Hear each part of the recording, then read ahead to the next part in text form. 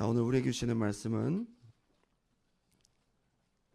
마태복음 27장 26절부터 50절까지 말씀 다 같이 보겠습니다.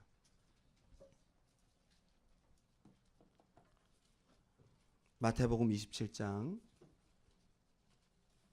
26절부터 50절까지 말씀입니다.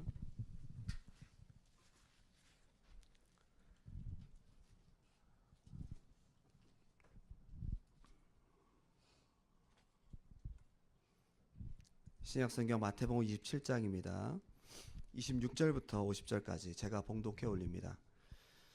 이에 바라바는 그들에게 놓아주고 예수는 채찍질하고 십자가에 못 박히게 넘겨주니라. 이에 총독의 군병들이 예수를 데리고 관정 안으로 들어가서 온 군대를 그에게로 모으고 그의 옷을 벗기고 흉포를 입히며 가시관을 엮어 그 머리에 씌우고 갈대를 그 오른손에 들리고 그에게 침뱉고 갈대를 빼앗아 그의 머리를 치더라. 희롱을 다한 후에 홍포를 벗기고 도로 그의 옷을 입혀 십자가에 못 박으려고 끌고 나가니라. 나가다가 시몬이라는 구레네 사람을 만나매 그에게 예수의 십자가를 억지로 지워 가게 하였더라.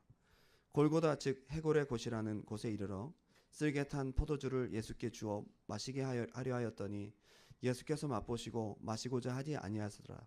그들이 예수를 십자가에 못 박은 후에 그 옷을 제비 뽑아 나누고 거기 앉아 지키더라. 그 머리 위에 이는 유대인의 왕 예수라 쓴 죄패를 붙였더라. 이때에 예수와 함께 강도 둘이 십자가에 못 박히더니 하나는 우편에 하나는 좌편에 있더라.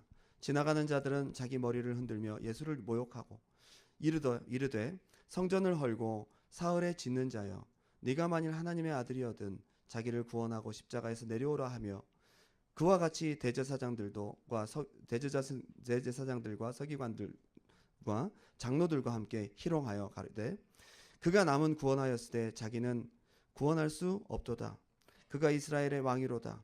지금 십자가에서 내려올지어다. 그리하면 우리가 믿겠노라. 그가 하나님을 신뢰하니 하나님이 원하시면 이제 그를 구원하실지라. 그의 말이 나는 하나님의 아들이라 하였도다 하며 함께 십자가에 못 박힌 강도들도 이와 같이 욕하더라. 제6시로부터 온 땅에 어두움이 임하여 제9시까지 계속되더니 제9시쯤에 예수께서 크게 소리질러 이르시되 엘리 엘리 라마 사박다니 하시니 이는 곧 나의 하나님 나의 하나님 어찌하여 나를 버리셨나이까 하는 뜻이라. 거기 섰던 자 중 어떤 이들이 듣고 이르되 이 사람이 엘리야를 부른다 하고 그 중에 한 사람이 곧 달려가서 해면을 가져다가 신포도주에 적시어 갈대에 꿰어 마시게 하거늘 그 남은 사람들이 이르되 가만두라 엘리야가 와서 그를 구원하나 보자 하더라. 예수께서 다시 크게 소리 지르시고 영원히 떠나시니라. 아멘. 오늘은 우리가 가장 사랑하는 우리 소망이신 예수님이 죄 많은 우리를 위해서 온갖 모욕과 수치와 그리고 정죄 그리고 인간으로서 경험할 수 없는 가장 극한 고통의 형벌인 십자가를 지고 돌아가신 날입니다. 감히 우리가 표현할 수 없고 그 사랑을 짐작할 수 없는 가슴 벅찬 그러한 날 우리 구주이신 예수님께 또한 우리 하나뿐인 독생 성자를 보내주신 하나님 앞에 우리의 감사와 사랑을 우리 믿음으로 고백하고 올려드리는 예배의 시간, 우리 마음 다해 감사하는 시간 되었으면 좋겠습니다.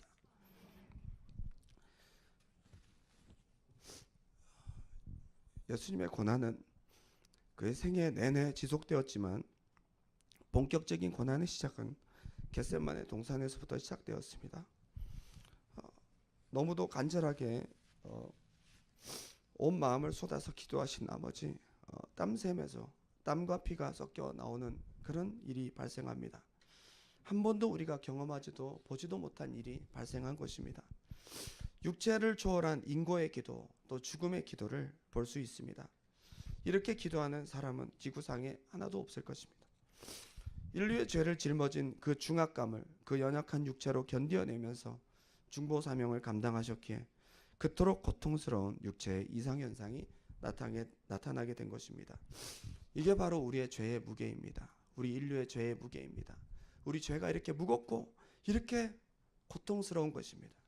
이 죄를 짊어지시고 예수님께서 그 기도하시는 중에 땀방울에서 피가 섞여 나오는 의학적 용어로 혈안증이라고 하는 것을 흘리셨습니다. 당시 예수님의 마음과 육체는 심히 약해져 있는 상태였습니다. 예수님이 십자가에 달리시기 전에 예수님은 이미 채찍에 맞아 태형으로 심히 모든 육체에 체력을 소진한 상태였고, 또한 채찍에 맞기 전에 이미 밤새 고통당하시고 조롱과 침뱉음을 당하시고 눈을 가리고 맞는 굴욕을 당하셨습니다. 여러분 아시다시피 눈을 가리고 맞으면 운동신경이 작용하지 않기에 과도한 스트레스와 괴로움과 놀람은 이루 말할 수 없을 것입니다. 얼마나 많은 시간 동안 어떻게 맞았는지 알 수 없지만 이미 예수님께서 채찍에 맞을 때에는 이미 모든 체력이 소진된 상태였습니다. 채찍의 구조는 9개의 가닥에 그 가죽으로 되어 있는데 끝에는 유리와 쇠조각 그리고 쇠구슬, 짐승의 날카로운 뼈조각이 갈아진 상태로 다 붙어 있었고, 심한 경우에는 그 모든 가죽에 아주 호두 알갱이가 박혀 있는 것처럼 알알이 다 박혀서 온 채찍 자체가 날카로운 도구가 되어 있었습니다. 채찍의 구조는 9개의 가닥과 그런 가닥수에 따라 더 많을 수도 있는데, 이 무거운 날카로운 것들이 박혀 있는 가죽 채찍을 하루 동안 물에 담궈 놓습니다. 길게는 3m까지 되는 이 무지막지한 채찍을 하루 동안 물에 푹 담궈 놓으면 굉장히 무거워집니다. 그냥 때려도 아픈데 물에 잠긴 그 묵직한 채찍을 들고 나와서 묶여있는 지쳐있는 예수님의 등을 향해서 후려갈기기 시작합니다. 이걸 한번 척 하고 몸에 걸치니까 이 무게와 찰기로 날카로운 것들이 온 몸에 박히기 시작하고, 끝에 있는 그 날카로운 것들이 예수님의 뼛속 깊이 파고들기 시작합니다. 그거를 가지고 그대로 쓸어내리니까 온몸이 찢어지기 시작합니다. 우리가 패션 오브 크라이스트에서 보았던 것보다 실은 더 처참할 수 있습니다. 우리가 패션 오브 크라이스트 봤던 것보다 훨씬 더 실제적이고, 이 채찍에 맞는 동안 죽는 경우가 허다했기 때문에 40에 하나 감한매를 때린다고 그렇게 얘기를 했던 것입니다. 40대를 다 때리지 못해서 사람이 죽는다는 얘기입니다. 결국 이 태형은 때려서 죽인다는 의미가 있습니다. 맞은 후에 정상으로 되는 경우 거의 없습니다. 3세기 유대의 역사가 유명한 역사가죠. 그는 크리스찬이 아닙니다. 유세비우스라는 역사가는 태형에 대해서 얘기를 하면서 태형에 맞으면 혈관, 정맥이 밖으로 드러나고 근육과 근골과 창자의 일부가 노출이 되었다고 합니다. 심한 경우는 장기까지 노출이 되는 현상이 발생했다고 합니다. 한마디로 이것은 사람을 죽이는 도구였던 것입니다. 예수님이 그 무거운 십자가를 지고 가실 때 이미 예수님의 온 등은 다 찢겨졌고, 십자가를 지는 그 근육이었던 승모근은 이미 파열되어서 너덜너덜한 상태가 되었습니다. 예수님께서 50kg, 40kg가 되는 그 십자가를 질 수 없었던 이유는 체력적으로 한계도 왔지만 그것을 짊어질 수 있는 몸의 상태가 되지 못했다는 것입니다. 등과 옆구리는 뼈가 드러나고 갈비뼈에서는 핏줄이 터지고 내장이 삐져나오기 직전까지 간 상황이었습니다. 예수님은 이미 십자가에 달리기 전 상태, 이미 탈진하고 위독한, 생명이 위독한 상태였던 것입니다. 이 모습을 유대인들에게 보여주면 이제 그만하면 됐다라고 할 줄 알았습니다. 그래서 빌라도가 끝까지 예수를 놓아주려고 하다가 태형을 선택한 것입니다. 그런데 이 포악한 무리들은 그걸로 만족할 수 없는 거예요. 십자가에 못 박게 하소서.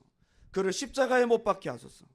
하나님의 아들이라는 신성모독을 어떻게든 불명예스럽게 만들기 위해서 가장 최고의 형인 십자가형을 그들은 주어야 했던 것입니다. 오늘 우리가 읽은 본문은 이렇게 시작합니다. 마태복음 27장 26절 다 같이 한번 읽어보겠습니다. 시작. 이에 바라바는 그들에게 놓아주고 예수는 채찍질하고 십자가에 못 박히게 넘겨주니라. 폭행과 채찍에 맞아 온 몸이 찢겨서 엄청난 피를 흘리고 떨고 있는 예수님을 로마 군병들은 끌고 와서 공개적으로 조롱하기 시작합니다. 성한 곳이 없고 피투성이인 그분의 머리에 단단하고도 긴 흉측한 가시로 7cm, 5cm나 되는 가시를 머리에 박아 넣습니다. 면류관을 씌우니까 얼굴에 피가 흘러내리기 시작하는 흉한 몰골이 됩니다. 군병들은 그것도 모자라서 손에 든 딱딱한 갈대를 가지고 머리를 내리치면서 얼굴에 흘러내리는 피가 더 솟구치기 시작합니다. 채찍에 그렇게 때리고도 불만 가득한 군생활로 생긴 염증과 스트레스를, 게다가 유대인들에 대한 증오를 사랑하는 예수님을 정말 개처럼 끌고 다니며 미친 듯이 풀어내고 있었던 것입니다. 이미 로마 군병들은 이성을 잃은 상태라고 볼 수 있습니다. 그들이 홍포를 입힌 이유가 있습니다. 예수님의 몸이 너무나 추하고 갈기갈기 찢어져 있기에 붉은색 홍포를 입히고 예수님을 조롱했던 것입니다. 마태복음 27장 27절부터 읽겠습니다. 이에 총독의 군병들이 예수를 데리고 관정 안으로 들어가서 온 군대를 그에게로 모으고 그의 옷을 벗기고 흉포를 입히며 가시관을 엮어 그 머리에 씌우고 갈대를 그 오른손에 들리고 그 앞에서 무릎을 꿇고 희롱하여 이르되 유대인의 왕이여 평안할지어다 하며 그에게 침 뱉고 갈대를 빼앗아 그의 머리를 치더라. 희롱을 다한 후에 홍포를 벗기고 도로 그의 옷을 입혀 십자가에 못 박으려고 끌고 나가니라. 홍포를 입히고 벗기는 과정이 반복되면서 예수님의 몸에 응고되었던 피가 다시 터져서 흐르기 시작합니다. 이제 십자가를 지고 갈 시간이 되었습니다. 십자가는 50kg에서 70kg까지 나가는 것들이 있습니다. 얼마나 무거운 십자가인지 우리는 알 수 없지만 기록에 보면 가벼운 것은 40kg, 무거운 것은 70kg. 몸 상태가 되지 못하니까 예수님께서 십자가를 짊어지다가 바로 쓰러집니다. 발로 차도 때려도 더 이상 일어날 수 없는 예수님의 몸 상태를 보고 로마 병사가 건장한 북아프리카 혈통인 구레네 시몬을 억지로 발견하고 등치 큰 구레네 시몬에게 십자가를 척하게 올려놓습니다. 여러분, 이 십자가가 누굴 위한 십자가입니까? 예수님이 져야 될 십자가입니까? 저는 구레네 시몬을 통해서 나의 모습을 보게 되는 겁니다. 우리가 우리 죄 때문에 마땅히 져야 될 십자가를 자기가 졌다고 초덜거리며 억지로 지고 있는 시몬의 모습을 우리는 보게 됩니다. 십자가를 지면 3대가 재수없다고, 그 가정에는 시주도 장가도 보내지 않는다고요. 그것이 우리를 위한 십자가인데 시몬은 억지로 끌고 갑니다. 예수님이 십자가를 지시고 골고다까지 올라가신 그 거리는 채 1km가 되지 않습니다. 600m 정도 됩니다. 그러나 그 길은 육신을 입고 이 땅에 오신 예수님이 극심한 고통 속에서 걸으신 마지막 길이고 600m는 모든 것을 다 탈진한 예수님이 걷기에는 너무도 고통스러웠던 한계의 길이었습니다. 그래서 우리는 그 길을 비아 돌로로사, 슬픔의 길이다 라고 일컫습니다. 여러분, 누구를 위한 슬픔이었습니까? 저를 따라해 주시기 바랍니다. 그는 실로 우리의 질고를 지고 우리의 슬픔을 당하였거늘 우리는 생각하기를 그는 징벌을 받아 하나님께 맞으며 고난을 당한다 하였노라. 우리 슬픔, 우리의 질고였단 말이에요. 여전히 이 사건이 내 사건이 되지 않은 분들은 이사야 53장 말씀을 다시 읽으세요. 우리의 슬픔과 우리의 질고, 우리의 저주와 우리의 죄악, 우리의 질병, 그것을 위해서 예수님께서는 이 마지막 길을 걸어가셨던 것입니다. 그 길은 십자가와 관련된 14개의 지점이 구성되어 있습니다. 14개 지점 중에서 7개 지점만이 600m에 해당되고 거기를 걸어가는 지점들이 있습니다. 처음 쓰러지신 곳, 어머니 마리아를 만나신 곳, 구레네 시몬이 대신 십자가를 진 곳, 성 베로니카 여인이 예수님의 얼굴을 닦아준 곳, 두 번째 쓰러지신 곳, 예루살렘 여인들을 위로하신 곳, 세 번째 쓰러지신 곳, 이렇게 구성이 되면서 7개의 지점을 600m를 통과하시면서 예수님은 묵묵히 걸어가셨습니다. 골고다 언덕에 그 먼지와 핏자국에 젖은 나무를 털썩 놓고는 예수님의 옷을 벗깁니다. 여러분, 우리가 예수님의 달리신 그 장면이나 그림, 성화들을 보면 예수님이 아주 기저귀와 같은 팬티를 입고 계시잖아요. 그것은 로마 가톨릭이 만들어낸 하나의 성화일 뿐입니다. 실제로는 예수님께서 실오라기 하나 걸치지 않은 벌거벗은 상태로 수치를 드러내고 십자가에 달려 돌아가신 것입니다. 이 수치는 바로 여러분들의 죄의 수치를 가려주시기 위해서 대신 수치를 당하신 것입니다. 여러분, 사랑하는 사람을 위해서 벌거벗고 올라갈 수 있습니까? 그 투박한 십자가 위에 예수님의 벌거벗은 몸을 눕히고 온 마을 사람들이 주변을 둘러서서 구경하기 시작합니다. 어떤 이들은 조롱하고 어떤 이는 슬퍼하며 어떤 이들은 이 빅뉴스가 어떻게 진행되는지를 보려고 구경거리가 나서 다 모여들기 시작합니다. 그때 십자가에 예수님의 손을 박기 시작하고 양발을 박기 시작합니다. 예수님에게 박았던 못은 길이가 13cm에서 20cm까지 되는 아주 두껍고 긴 못이었습니다. 예수님 동시대의 사형수였던 요하난 베나콜이라는 사람의 그 당시 십자가에 처형되었던 못이 발견되었습니다. 그 못은 사람의 복숭아뼈를 뚫고 들어간 아주 길고 흉측한 못이었습니다. 그런데 예수님의 사인은 십자가에 달려 죽는 통증이 아니었고 6시간 동안 숨을 쉬지 못한 지식사 그리고 과다출혈 쇼크사로 판정이 되었습니다. 예수님은 몸이 처져 있음으로 말미암아 폐가 횡격망이 가로막혀서 숨을 쉬기 위해서 올라갔다가 내려왔다를 반복하면서 결국 나중에 지식사 하신 것입니다. 마지막 군병이 옆구리를 찌를 때에 폐에 찬 물들이 피와 함께 쏟아지기 시작했습니다.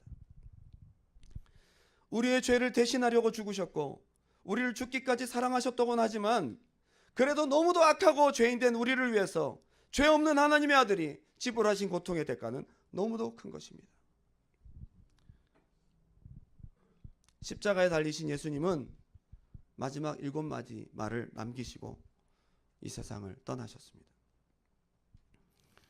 앞에 3마디는 그것도 예수님을 위한 것이 아니라 다른 사람들을 위한 중보의 기도였습니다.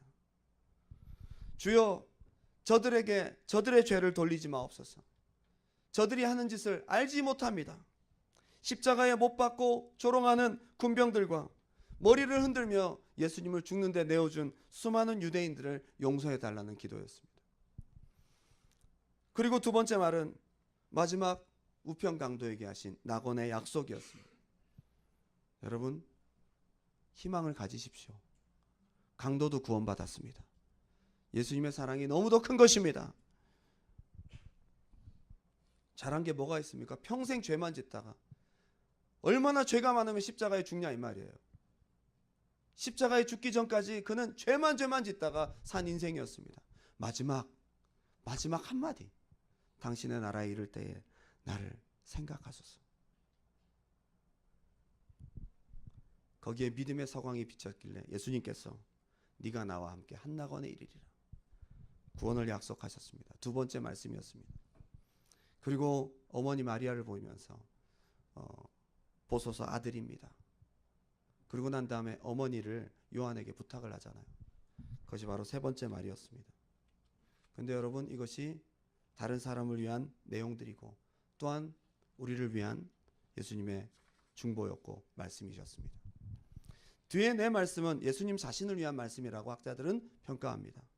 네 번째 예수님께서 하셨던 말씀은 엘리 엘리 라마 사박다니, 번역한즉 나의 하나님 어찌하여 나를 버리셨나이까. 그동안 수많은 고통과 수많은 채찍질과 수많은 폭행에도 아무 대답을 하지 않았던 예수님께서는 하나님께 외면당하는 그 순간만큼은 견딜 수 없었던지 소리를 치며 멀리 있는 사람까지 다 들을 정도로 이 고통을 호소하셨습니다. 여러분, 우리가 버림받아야 되는데 하나님께 그 순간 예수님에게서 얼굴을 돌리고 구원받아야 될 여러분들 향하고 계셨음을 여러분 아시기 바랍니다. 그 순간 예수님께서는 그 고통 가운데 엘리 엘리 라마 사박다니 말씀하셨습니다. 그 다음에 예수님께서는 목마르다는 육체적인 고통을 호소하셨습니다. 이 또한 죄악으로 인해서 지옥 형벌을 당하게 될 우리를 위해서 대신 당하신 고통. 누가복음 16장에 부자가 음부에 떨어져서 가장 많이 울부짖었던 소리가 뭐냐? 목마르다는 것이었어요. 그 목마름을 예수님께서 십자가에서 이미 겪으시고 우리가 목말라야 될, 죄로 인해서 생명 없음으로 인해서 목말라야 될 그 사건을 이미 지불하시고 십자가에서 고통을 당하신 것입니다. 누굴 위한 것입니까? 예수님께서는 다 이루셨다라는 마지막 선언을 남기십니다.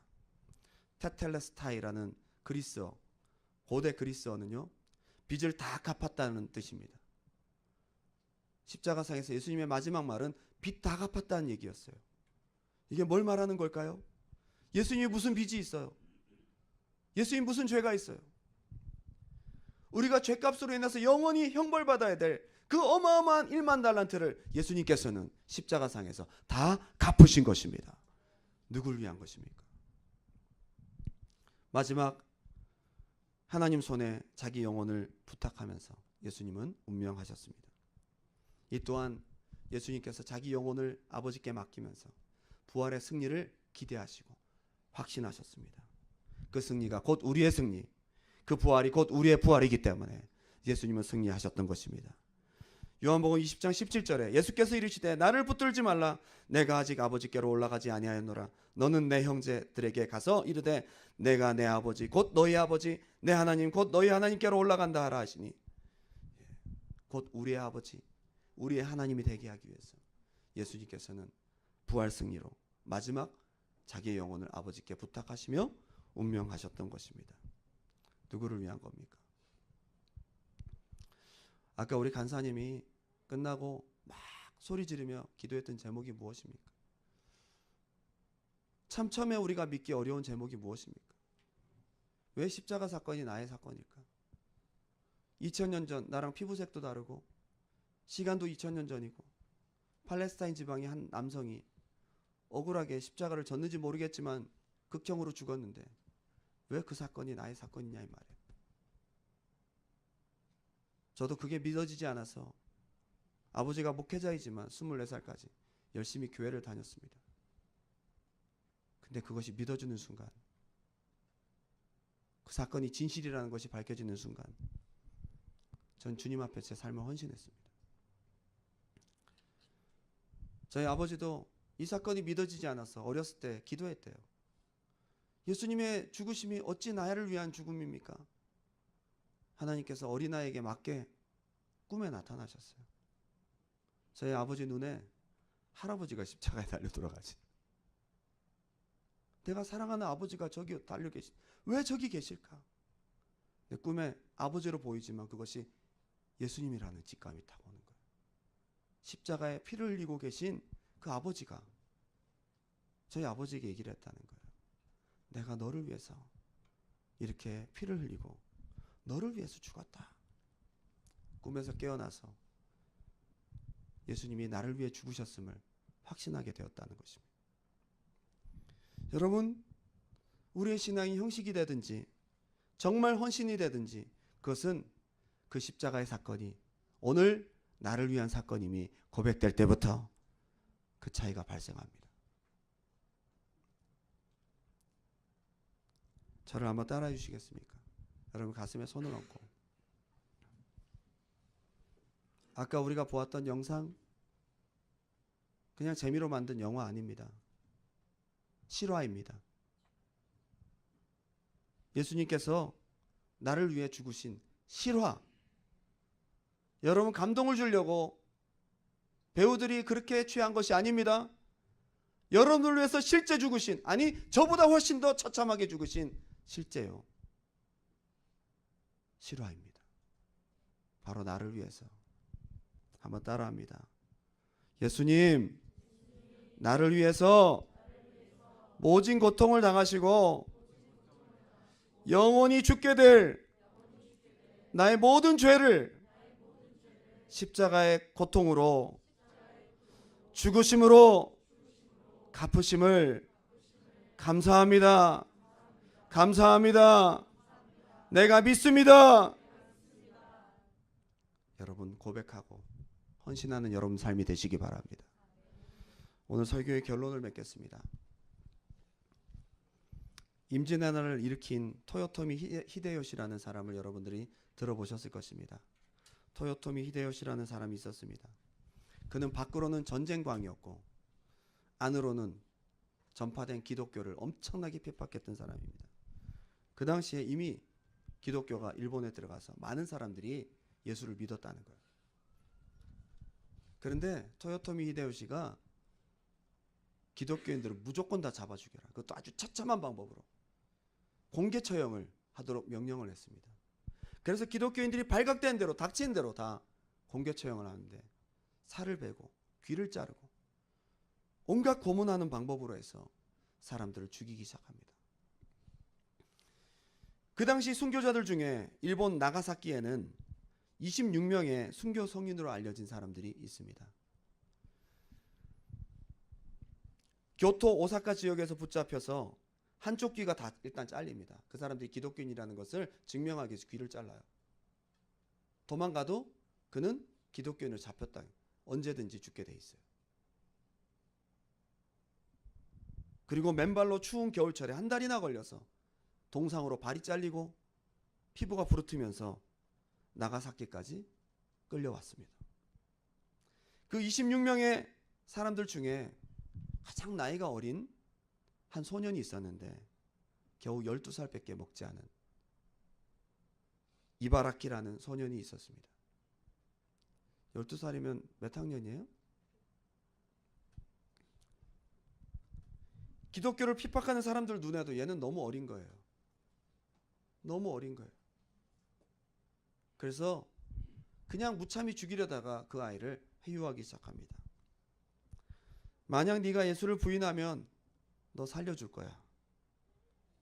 나이도 어린데 앞으로 많이 살아야 되지 않겠어? 괜히 어리석게 예수 같은 거 믿지 말고 부인하고 살아라 라고 권면합니다. 그렇게 회유하는 사람을 향해서 그 어린아이가 당돌하게 말합니다. 아저씨, 저 예수를 믿어요. 저는 저를 위해 십자가를 지시고 저를 구원해 주신 예수님을 부인할 수 없어요. 이제 내가 주님을 위해 져야 될 나의 십자가는 어디에 있습니까? 그렇게 얘기를 했다는 거예요.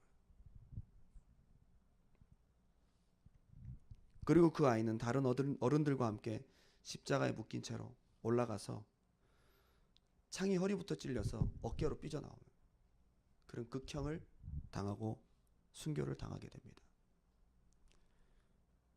저는 성금요일인 오늘 역사 속에 짧게 살다간 12살 소년, 그 위대한 순교자의 말이, 마지막 말이 생각이 납니다. 나를 위해 십자가 지시고 나를 구원하신 예수님, 그 예수님을 위해 내가 져야 될 십자가는 어디에 있습니까? 여러분의 고백이 되시길 바랍니다. 이제 우리 마지막 찬양 올려드리고 기도하고 나아가길 원합니다.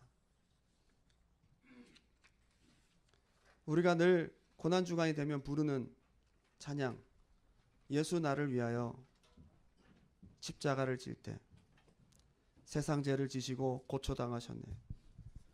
예수님, 예수님, 나의 죄 위하여 보배 피를 흘리니 죄인 받으소서. 우리가 늘 불렀던 가사라고 우리가 가사의 내용만 충실하게 부를 것이 아니라 예수님이 나를 위해 돌아가셨음을 이 시간 우리 가슴 터지게 고백하면서 정말 주님 앞에 예수님이 나를 위해 십자가에 돌아가셨음을, 그 예수의 피가 내 속에 흐르고 있음을 이 시간 마음 다해 고백하고 찬양하고 기도하고 나아가는 시간 되었으면 좋겠습니다.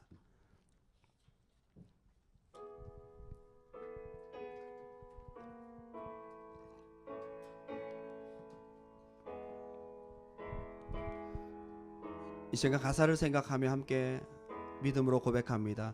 예수 나를 위하여 십자가를 질 때 세상 죄를 지시고 고초당하셨 예수님, 예수님, 예수님, 나의 죄 위하여 보배 피를 흘리니 죄인 받으소서. 십자가를 지심은 무슨 죄가 있나 저 무지한 사람들. 이 시간 여러분 가슴에 손을 얹고 예수님, 예수님, 나의 죄 위하여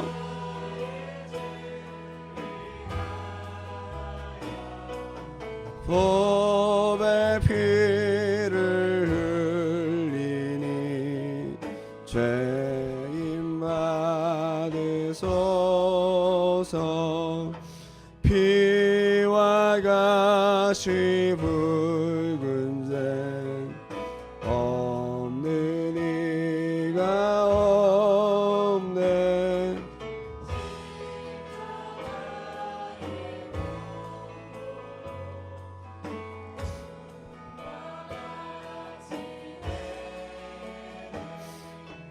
예수님, 예수님, 나의 죄 위하여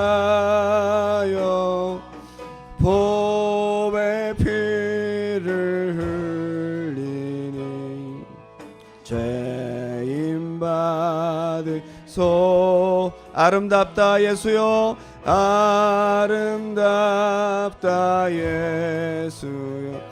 나를 대신해서 죽어주신 나의 영원한 좋은 친구 예수님, 예수 공로 아니면 영원혀. 예수님 감사합니다. 예수님, 예수님, 나의 죄 위하여 피를 흘리니 죄인 받으소. 이 시간 다 같이 한번 기도하길 원합니다. 우리 가슴에 손을 얹고 다 같이 한번 기도할 때에 예수님이 과연 나 같은 죄인을 위해서, 죄 없는 하나님의 아들이 이렇게까지 죽으실 이유가 있을까요? 그럴 만한 가치가 있었을까요? 아무리 생각해도 계산되지 않는 그 사랑과 은혜를 한번 우리가 생각하면서, 그동안 우리가 생각 없이 죄를 짓고 정욕을 위해 살아가면서 다시 돌아와서 회개하면 되지 뭐. 이 무거운 십자가의 고통을 우리가 생각하지 않고 살아가고, 생각하지 않고 죄를 짓는 우리의 지난 시간들을 한번 돌아보았으면 좋겠습니다. 이 시간 다 같이 고백할 때에 그냥 주신 구원이 아니고, 그냥 이루신 죄사함이 아니고, 그냥 주신 용서가 아닙니다. 이 무거운 십자가의 고통을 하나님의 아들이 감히 나 같은 죄인을 위해서 그렇게 죽어주셨다는 사실, 늘 듣는 십자가, 늘 듣는 예수님 아닙니다. 오늘 우리 가슴으로, 우리 마음으로 정말 고백하면서 그 사건이 나의 사건임을 우리가 생각하면서 이 사랑이 어찌 감당이 되겠습니까? 하나님, 내가 주님의 십자가, 주님의 사랑을 기억하며 나도 주를 위해 살기 원합니다. 얼큰한 다짐의 출발점이 되기 바랍니다. 아직 가슴에 와닿지 않는 분들은 성령이여 깨달음의 영을 주시옵소서. 성령이여 우리 안에 감화 감동을 주시옵소서. 이 십자가의 사건이 바로 너의 사건이다 알려주시는 분이 바로 성령님이십니다. 성령의 역사가 우리 10년 가득히 회복되길 바랍니다. 주여, 나를 위한 십자가의 힘이 믿어지게 도와주시고 체험되게 도와주옵소서. 우리 주님의 이름 한번 뜨겁게 부르고 기도합니다. 주여.